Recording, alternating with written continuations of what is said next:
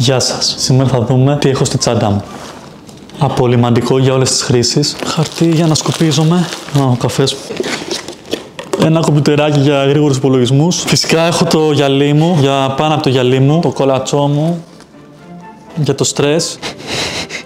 Και ένα κεράκι εδώ πέρα για κάθε αισθησιακή στιγμή που μπορεί να προγύψει. Το άγαλμά μου για να θυμάμαι όταν είχα βγει πέμπτος σε ένα σχολικό διαγωνισμό μπάσκετ. Μαζί με άλλους 4 έπαιζα.